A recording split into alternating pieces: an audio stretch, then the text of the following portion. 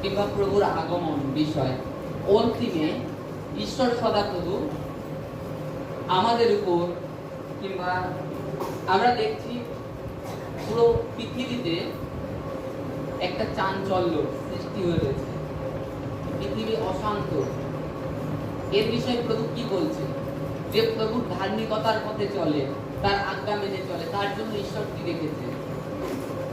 ঈশ্বর তাকে এই সংকট থেকে, সমস্যা থেকে কি করবেন? বাইবেল সেই বিষয়ে আমাদেরকে কি বলছে আজকে তার বিষয়ে জানবো। যে ঈশ্বর অলরেডি আজ থেকে 4000 বছর আগে এই ভবিষ্যৎবাণী যিশায় ভাগবতী দ্বারা করে রেখেছে, যে অন্তিমে ঈশ্বর বিশ্বাসীদের সহিত কি করবে আর যারা অবিশ্বাসী তাদের সহিত কি করবে। যদি আমরা সদাপ্রভুর নিকটে থাকি, তার চরণ তলে থাকি, ঈশ্বর তাদেরকে কেমন রাখবে। কারণ আজকে দেখতে পাচ্ছি এই যে গরম গরম অস্বাভাবিক গরম আমরা উপলব্ধি করতে পারছি প্রত্যেকটা মানুষ। আর এটা কেবলমাত্র আমাদের ওয়েস্ট বেঙ্গলে খালি বনগাঁতে নয়, এটা পৃথিবী জুড়ে যে ঈশ্বরের আগমনের পূর্বে বাইবেলে লেখা আছে দুর্ভিক্ষ হবে। তার একটা নমুনা, দুর্ভিক্ষ হবে। আজকে গরম আমরা দেখতে পাচ্ছি, তুমি মোবাইল খুলে গুগলের মাধ্যমে দেখবা গরমের টেম্পারেচার দিচ্ছে মোবাইলে 35 থেকে 36, কিন্তু মানুষ অনুভব করছে 50-49 ডিগ্রি, এতটাই তাপমাত্রা লাগছে। কারণ সমুদ্র পৃষ্ঠের জলও গরম হয়ে গেছে, লাভা জ্বালা খুব দ্রুত ফুটছে। এই কারণের জন্য যে তাপমাত্রা সূর্যের থেকে আসে তার থেকে বেশি উপলব্ধি আমরা করতে পারছি, কারণ অলরেডি পৃথিবীও গরম হয়ে গেছে। এই কারণে দুর্ভিক্ষ, বাইবেলে লেখা আছে তার প্রভুর আগমনের পূর্বে দুর্ভিক্ষ হবে, মহামারী হবে। মহামারী অলরেডি একটা আমরা দেখেছি, দুর্ভিক্ষ পালা। দুর্ভিক্ষ কি হবে? বৃষ্টি হবে না। আমরা দেখছি অনেক মেঘ যাচ্ছে, এই বৃষ্টি হবে আদৌ বৃষ্টি হচ্ছে না। এগুলোর একটা খালি উদাহরণ। যারা ঈশ্বর সদাপ্রভুর নিকটে থাকবে তারা কেমন থাকবে, এটাই যিশায় ভাববাদী আজ থেকে 2000 বছর আগে আমাদের জন্য ভবিষ্যৎবাণী করে রেখেছে। হালেলুয়া। আসুন আমরা দেখব যিশায় 44-এর 24 থেকে, 44 অধ্যায় 24 পদ। এখানে যিশায় 44-এর 24-এ লেখা রয়েছে হেডিংয়ে বাক্যর যে ঈশ্বরের নিরূপিত নিস্তার কর্তার কথা। ঈশ্বর নিরূপিত নিস্তার কর্তার কথা। ঈশ্বর নিরূপিত সময় নিস্তার করবেন, আমাদেরকে রক্ষা করবেন। তার বিষয় ঈশ্বর অলরেডি আগে যিশায় ভাববাদী দ্বারা তিনি ভবিষ্যৎবাণী করে রেখে দিয়েছেন। হালেলুয়া। পেয়েছি আমরা যিশায় 44-এর 24 পড়ছি আমি। তোমার মুক্তিদাতা এবং গর্ভাবতী তোমার গঠনকারী সদাপ্রভু এই কথা কহেন, আমি সদাপ্রভু সর্ববস্তুর নির্মাতা, আমি একাকী আকাশমণ্ডল বিস্তার করিয়াছি, আমি ভূতল বিছাইয়াছি, আমার সঙ্গী কে? এখানে ঈশ্বর জিজ্ঞেস করছে, আপনাকে জিজ্ঞেস করছে, আমাকে জিজ্ঞেস করছে, তোমার মুক্তিদাতা এবং গর্ভাবতী তোমার গঠনকারী সদাপ্রভু এই কথা বলেন। হালেলুয়া। বলছে তোমার মুক্তিদাতা, মুক্তি কথার অর্থ উদ্ধার কর্তা সদাপ্রভু তিনি বলছেন। গর্ভাবতী তোমার গঠনকারী সদাপ্রভু এই কথা বলছেন। আমাদেরকে ঈশ্বর সদাপ্রভু মাতার গর্ভে তিনি রচনা করেছেন, তিনি আমাদেরকে বৃদ্ধি করেছেন। যদি আপনি সায়েন্স ফলো করেন, সায়েন্স তো আজও হয়রান যে অলরেডি যখন একটা শিশু জন্মগ্রহণ হয় তার আগে ঈশ্বর মানুষকে এত সুন্দরভাবে তৈরি করেছে, তার যে কোনো প্রাণী হোক কিংবা যাই হোক যখন মার গর্ভে থাকে, সে যখন মার গর্ভে ধীরে ধীরে বড় হতে থাকে, বড় হওয়ার কারণে যখন সে পৃথিবীর আলোতে পৌঁছানোর আগে মার স্তন্যে ঈশ্বর সদাপ্রভু দুগ্ধ দিয়ে দেন। শিশু কি পান করবেন, শিশু কি খাবেন, তার ভাবনা ঈশ্বর ভেবে রেখে দিয়েছেন। সেই সদাপ্রভু বলছেন যে আমি তোমাকে গর্ভের মধ্যে রচনা করেছি, তোমাকে তোমার মায়ের গর্ভের মধ্যে আমি তৈরি করেছি। এটা জানেন কিনা জানি না, আমি অনেকদিন আগে একবার বলেছিলাম, সায়েন্টিস্টরা এটাই দেখতে চেয়েছিল একটা গর্ভ যখন ধারণ হয় তার আগে তাদের মধ্যে, তার পেটের মধ্যে কি প্রক্রিয়া ঘটে। তা তখন সায়েন্স, যে আমেরিকান নাসার যে বৈজ্ঞানিকরা টেস্ট করেছে যে যখন গর্ভের মধ্যে শিশুটির প্রথম শুরু হয়, সেই গর্ভের মধ্যে একটা বিশাল জ্যোতি আসে, একটা বিশাল আলো হয়।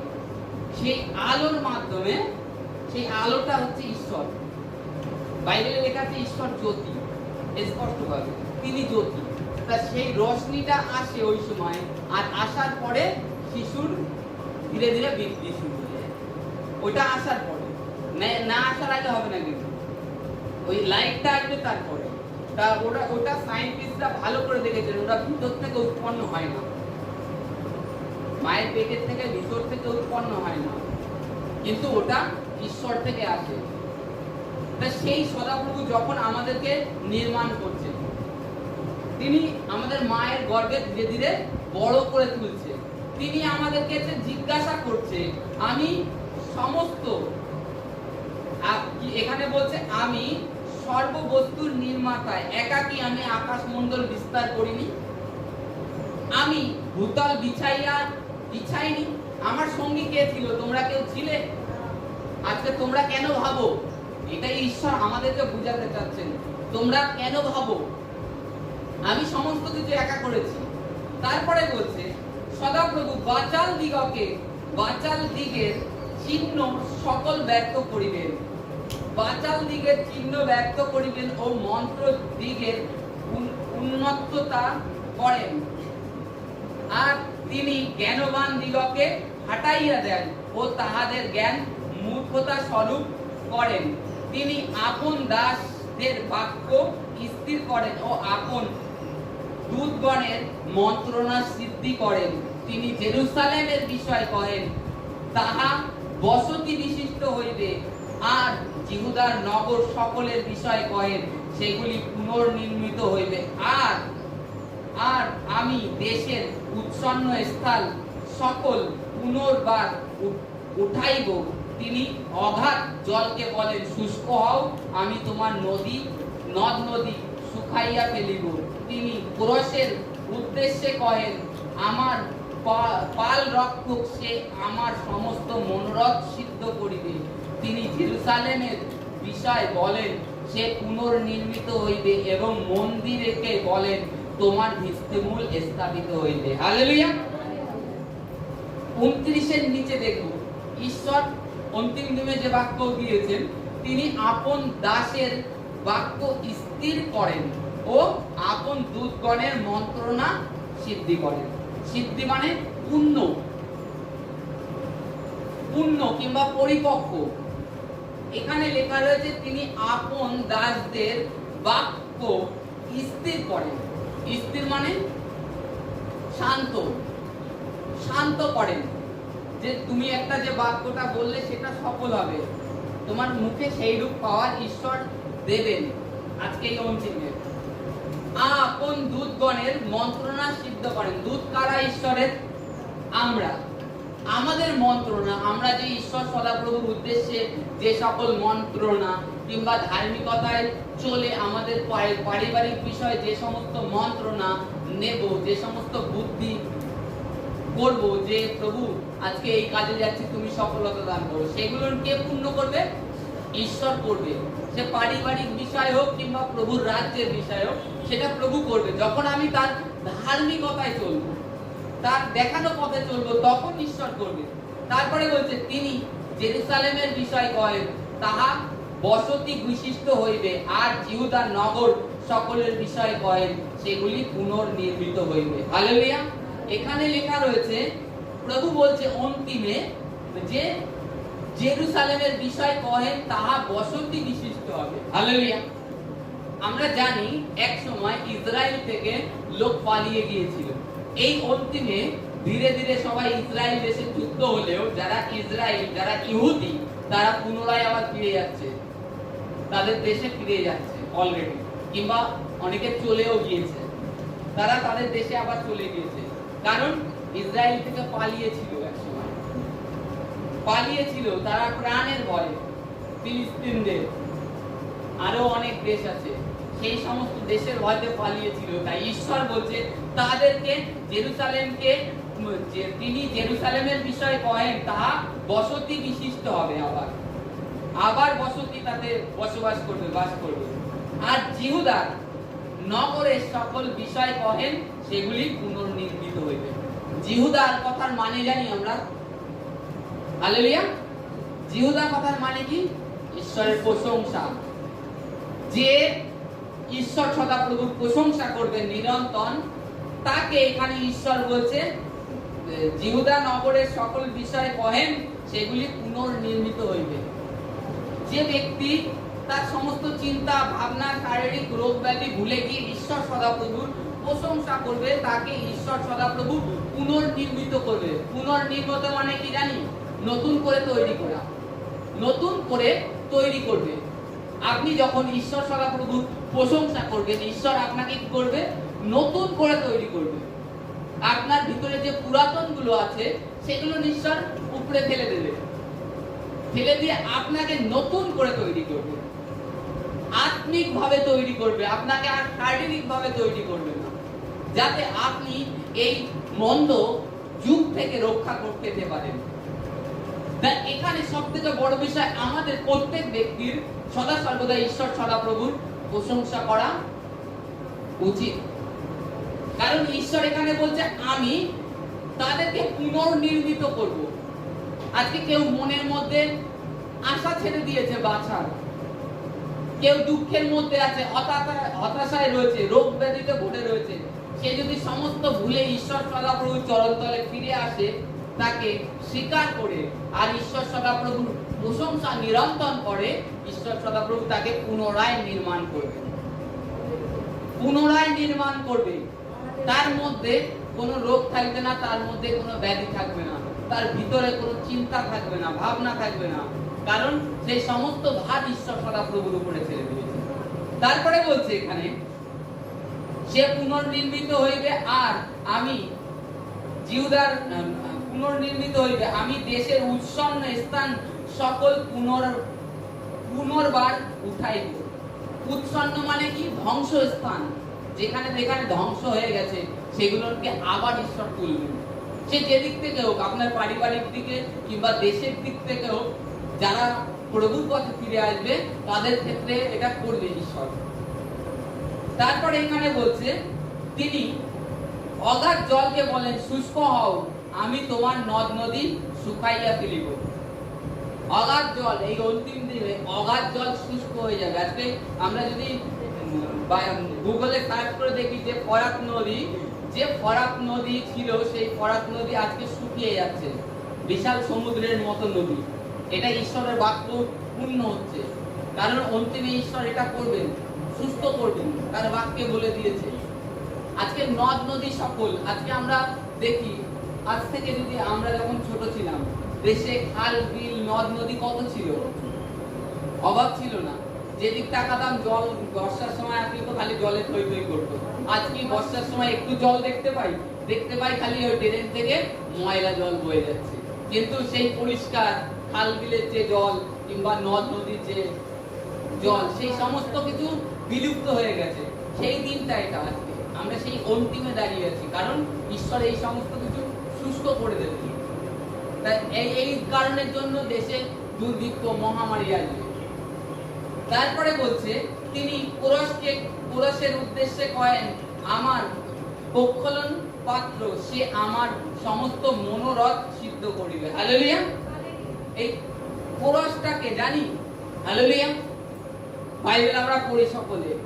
কোরস, যে কোরসকে এখানে ক্রসের নাম বলা হয়েছে, ক্রস। কোরসটা আদৌ কে জানতে হবে বাইবেলে। কোরসটা হচ্ছে লেবি বংশ, জানি মসি যে হারনের বংশ ছিল, ছিল লেভি, তার একটা পুত্রের নাম ছিল ক্রস। আর তার থেকে সেই ক্রস, কারণ এই ক্রস ঈশ্বর সদাপ্রভুর সেবা করত, এক সময় ভ্রষ্ট হয়ে গিয়েছিল, ঈশ্বর সদাপ্রভুর থেকে সরে যায়। বাইবেলে লেখা আছে, দেখবেন পৃথিবী দুভাগ করে একদিনে ক্রসের 200-250 লোক পৃথিবীর ভূতলে ঢুকে যায়।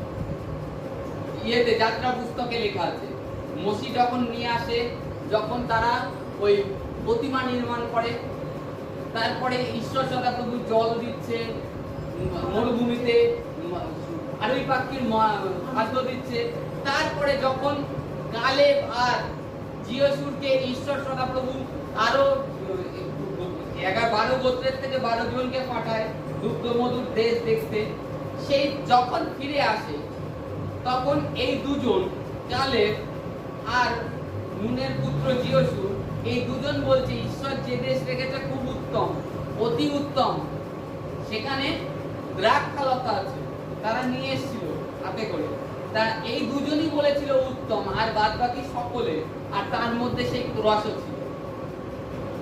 সেই ক্রসও কি বিরোধ করেছিল ঈশ্বর সদাপ্রভু।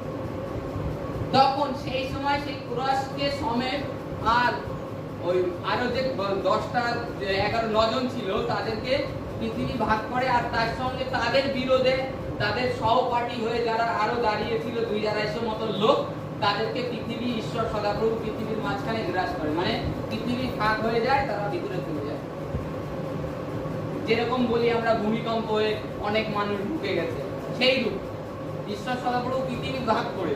আর ওটা খালি ওই কুরাস যেখানে ছিল, ওই কুরাসরা আরো 10 গোত্রের যে লোকরা ছিল, তারা যে স্থানটুকুতে দাঁড়িয়ে ছিল সেই স্থানটুকু সমেত পৃথিবীর নিচে মাটিতে তলায় চলে যায়। তো এই কুরাসকে ঈশ্বর বলছে, আমি তোমাকে পুনর্নির্মিত করব, তোমাকে পুনরায় বসাবো, যদি তুমি মন ফিরিয়ে আমার কাছে আসো, তোমার পাপকে স্বীকার করে আমি তোমাকে সমস্ত কিছুতে তোমায় রক্ষা করব।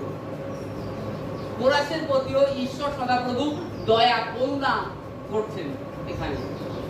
তারপরে বলছে তিনি জেরুসালেমের বিষয়ে বলেন, সে পুনর্নির্মিত হইবে এবং মন্দিরকে বলে তোমার ভিত্তিমূল স্থাপিত হইবে। হালেলুয়া। আজকে জানি ইসরায়েলে আমরা জানি ঈশ্বর সদাপ্রভুর প্রাঙ্গণ আছে, জেরুজালেম মন্দির আছে, কিন্তু আরেকটা টেম্পল করার জন্য ইসরায়েল সরকার খুব তড়িঘড়ি করছে। আজকে যুদ্ধ হচ্ছে, ফিলিস্তিনের সাথে যুদ্ধ করলেন, ফিলিস্তিনকে হারিয়ে দিলেন, তারপরে এখন ইরানের সাথে সেই যুদ্ধ লেগে রয়েছে। কেন? মাউন্টেন টেম্পল তৈরি করার জন্য, সেই টেম্পলকে তৈরি করার জন্য, সেই মন্দিরকে, যে মন্দিরের কথা বাইবেলে লেখা আছে যে আবার আমি মন্দির নির্মাণ করব এই অন্তিমে। আর সে অলরেডি তার কাজ কম বেশি মানে শুরু হয়ে গেছে, ওটা প্রকাশ্যভাবে দেখাচ্ছে না, ইসরায়েল মানে সরকার থেকে ওটা গোপন রাখা হয়েছে, কারণ এটা চায় না অ্যাকচুয়ালি চায় না কিছু মানুষ, কারণ যারা অন্য জাতি, যারা ফিলিস্তিনি, যারা ওই পলেস্তীয়, তারা চায় না। পলেস্তীয় কারা আপনারা বুঝে নিতে পারবেন, যারা পুরনো পলেস্তীয়রা চায় না, ওরা চায় যে পৃথিবীতে দাজ্জাল চলে আসবে। ওরা জানে যখনই জেরুসালেম মন্দির নির্মাণ হবে তখন দাজ্জাল চলে আসবে, কিন্তু ওই জেরুসালেম মন্দির যখন হবে তখন ওয়ান নেশন হবে, একটা মানে একই সরকার হবে ওয়ার্ল্ডের মধ্যে, সে শাসন করবে পুরো পৃথিবীতে, আর সেইটার কাজ চলছে। আর বর্তমানে আমাদেরকে ঈশ্বর এটাই চাচ্ছে বলতে যে তোমরা যে কেউ আমার নিকটে থাকবে, মহামারী, দুর্ভিক্ষ, অভাব, অনটন, সেই সমস্ত কিছু থেকে আমি তোমাকে রক্ষা করব, তোমাকে পুনর্নির্মাণ করব।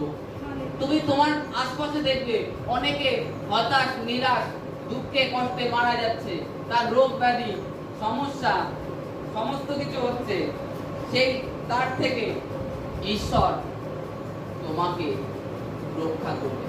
তুমি দেখবে তোমার ডানে সহস্র পড়ছে, দক্ষিণে 10 সহস্র পড়ছে, কিন্তু তারা তোমার কাছে আসবে না, ঈশ্বর তোমাকে রক্ষা করবে।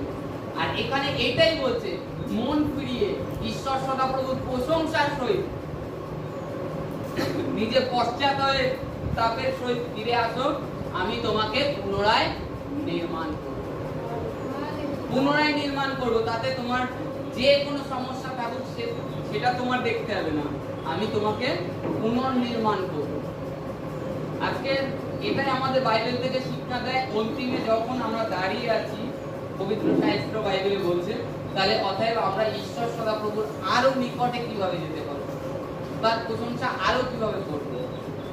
হ্যাঁ, আমাদের সমস্ত কিছু পালন করতে হবে, কিন্তু তার মধ্যে থেকেও এইটা জানতে হবে, এই শারীরিক জীবন বড় নয়। এই বাষ্প স্বরূপ আমাদের এই জীবনটা, এই শরীরটা বাষ্প স্বরূপ। এই কদিন আগে ছোট ছিলাম, দৌড়িয়ে বেড়াতাম, এদিক ওদিক খেলা করতাম। হয়তো সেই সমস্ত দিন এখন প্রত্যেকটা ব্যক্তির ব্রেনের মধ্যে ঘোরে। হয়তো মনে পড়ে, যাদের স্মৃতিশক্তি ভালো আছে তাদের মনে পড়ে, কিন্তু যাদের কমজোরি হয়তো তারা ভুলে যেতে পারে। আর দেখতে দেখতে আজ কত বয়স হয়ে গেল, মানে কি বাষ্প স্বরূপ আমাদের আয়ু। তো অতএব আমাদেরকে আগে আত্মার সুরক্ষার চেষ্টা করতে হবে, আত্মার জন্য ভাবতে হবে। তাহলে আত্মার যখন জন্য আমরা ভাববো, তখন ঈশ্বর আমাদেরকে পুনর্নির্মিত করবে। ঈশ্বর তখন আমাদেরকে পুনর্নির্মিত করবে, আর আমরা তাতে সুস্থ থাকবো, আমাদের পরিবারও সুস্থ থাকবে, আমাদের আশপাশের লোকও সুস্থ থাকবে। তখন দেখে লোকে বলবে, হ্যাঁ, এ প্রভুকে মানে, এ জীবন্ত ঈশ্বরকে মানে, এর মধ্যে ঈশ্বরের অনুগ্রহ আছে। Hallelujah, hallelujah. আমরা যেন সেই হই অন্তরে দাঁড়িয়ে। হালেলুয়া।